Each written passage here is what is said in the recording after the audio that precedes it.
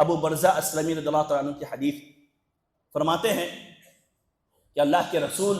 صلی اللہ علیہ وسلم نے فرمایا لا تغتابوا المسلمین ولا تتبعوا عوراتهم،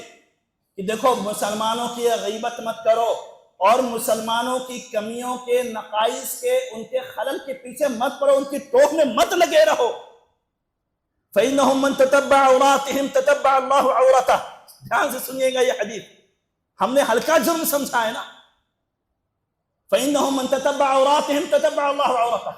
یاد رکھنا، جب تم کسی کے ٹوک میں لگے رہو گے، جب تم کسی کے گھر میں جھانکنے کی کوشش کرو گے، جب تم کسی کے ذاتی معاملات کو سر بازار نیلام کرنے کی کوشش کرو گے، تو پھر اللہ رب العزت تمہارے پیچھے پڑ جائے گا۔ اور جب اللہ پیچھے پڑ گیا نا، تو اللہ کے رسول فرماتے ہیں فَإِنَّهُمْ مَنْ تَتَبَّعَ اللَّهُ عَوْرَتَهُ فَيُفْضِحُهُ وَلَوْ فِي جَوْفِ بَيْتِهِ۔ جب اللہ کسی کے پیچھے پڑ گیا نا،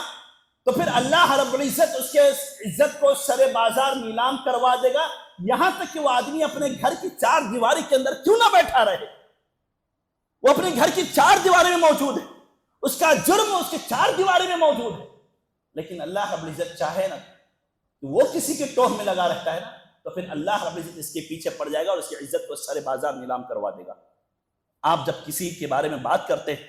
جب آپ کسی کی عزت کو نیلام کرنے کی کوشش کرتے ہیں، تو آپ اللہ کو چیلنج کر رہے ہوتے ہیں۔ ہمیں سوچتے ہیں نا کہ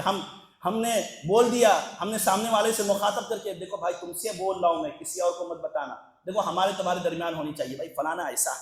تو کسی کو بتانا مت، اس تک پہنچانا مت۔